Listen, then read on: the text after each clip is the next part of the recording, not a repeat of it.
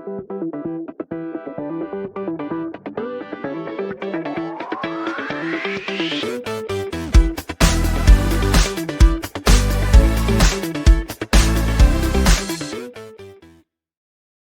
meu nome é Adriel. O meu é Júlia e somos estudantes de Engenharia de Materiais pela UFRPE Campus UAXA.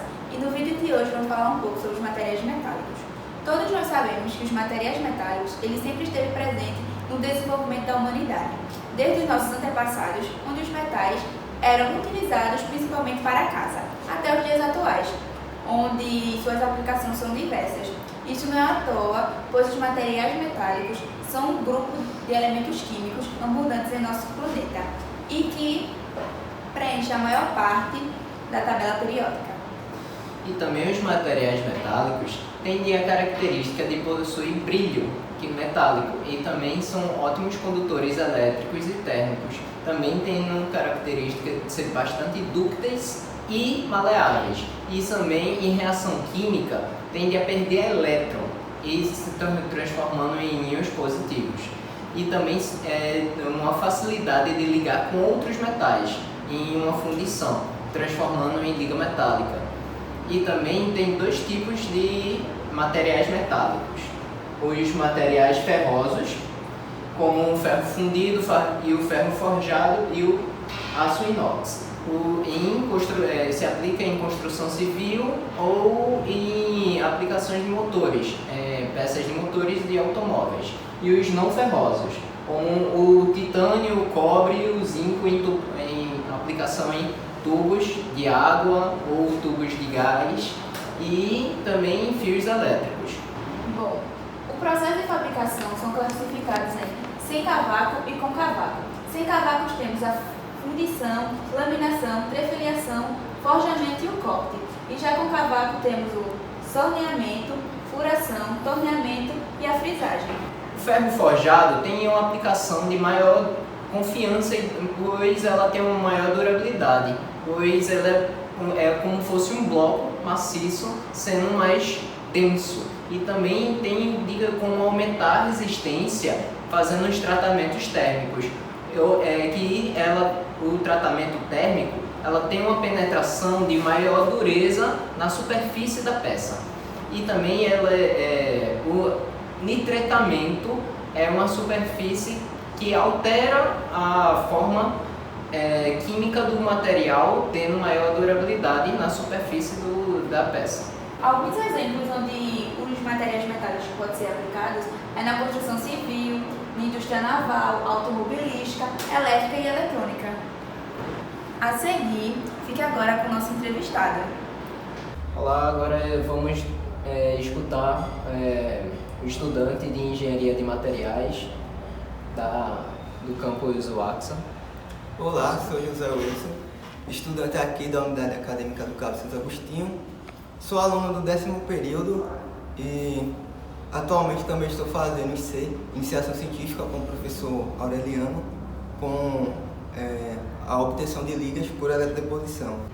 Aí eu queria saber sobre o que o estudante de Engenharia de Materiais estuda na área de materiais metálicos.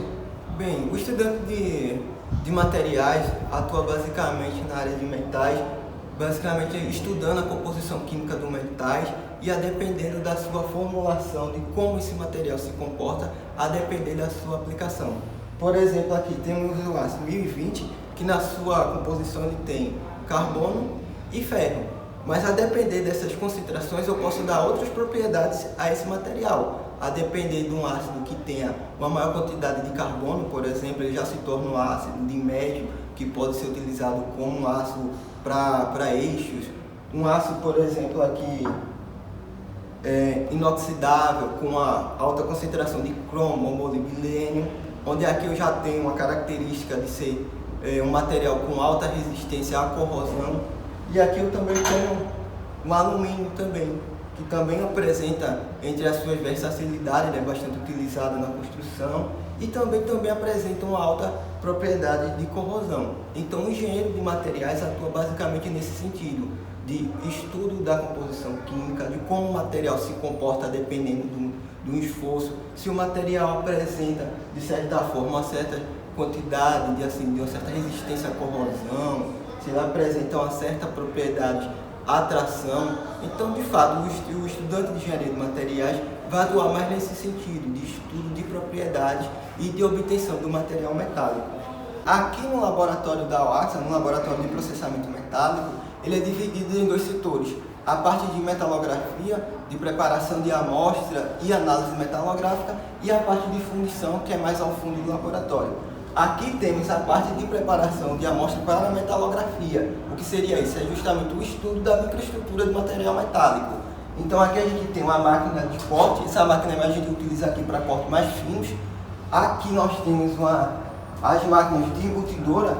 Essa máquina de embutidora é uma embutidora quente que utiliza uma resina para sinterizar para sinterizar a amostra para a gente conseguir fazer o processo de lixamento. Existe também o embutimento a frio, mas aqui nessa máquina a gente faz a quente e utiliza aqui no laboratório a baquelite como resina. Aqui nós temos a máquina de lixamento e polimento, onde depois que a amostra é embutida aqui, a gente segue para aqui para fazer toda a preparação mecânica, varrendo da lixa 100 a 1020 ou a depender do grau digamos assim, de espelhamento que você queira na sua amostra. Aqui temos uma máquina também para preparação de amostra, só que aqui é uma máquina para corte, digamos assim, mais grosseiros. Essa máquina foi cedida pelo departamento de mecânica aqui para a gente no laboratório. Essa máquina é uma serra-fita, onde a gente utiliza para isso mesmo, para seccionar as amostras de uma forma mais grosseira, para depois ir seguir ali para a máquina de corte, que é um corte mais fino. Bem, aqui temos uma máquina de solda, é uma máquina MIG, também foi cedida pelo departamento de mecânica. Para aqui no laboratório de metais é uma parte de um protótipo novo que a gente está tentando introduzir, que é a parte também de soldagem. Essa área seria destinada para a gente fazer análise de corrosão para ver as propriedades corrosivas da solda. Aqui também no laboratório de metais. Aqui já temos a segunda parte do laboratório de processamento metálico, que é a parte de fundição. Aqui temos dois fornos de fundição.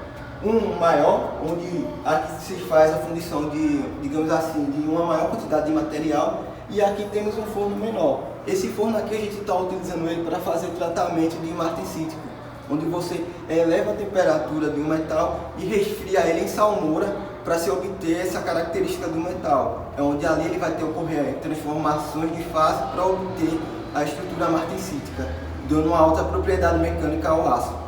Bem, aqui temos um outro forno. A única diferença desse para o forno de fundição é justamente o layout. Aquele forno a gente diz que é um forno vertical e aqui é horizontal. Esse forno também dá para fazer fundição nele, mas aqui no laboratório a gente usa ele para fazer tratamentos térmicos. Ele tem uma dimensão certa assim, grande, quando a gente comparar com o que tem lá na frente, mas aqui a única coisa que varia justamente é o tamanho e a amostra que a gente vai utilizar aqui para fazer tratamento térmico. Aqui a gente tem um forno tubular. Esse forno é digamos assim, um forno específico, porque nele a gente dá para controlar a atmosfera dentro do forno. Por exemplo, se eu quero um tratamento térmico que tem uma atmosfera neutra, eu consigo fazer ele utilizando gás. Ou se eu quero também que eu tenha um tratamento térmico com alguma atmosfera oxidante, eu também consigo fazer nele, desde que eu troque o gás, por exemplo, tem um gás oxidante. Bem, aqui temos também um forno horizontal. Esse forno também dá para fazer fundição e dá para fazer tratamento. Aqui a gente faz tratamento térmico nesse forno. Ele é um forno menorzinho quando comparado ao outro, mas a eficiência deles são a mesma, porque dá para controlar tanto a taxa de aquecimento quanto de resfriamento através do painel. Então, a única diferença aqui é mais o tamanho. Esse é um forno menorzinho, onde aqui eu tenho que colocar, lógico, uma amostra de menor porte, de um porte menor. Mas dá para fazer o mesmo tratamento nele quanto nos outros também. E se gostaram do vídeo, deixa o joinha, se puder, se inscreva no canal.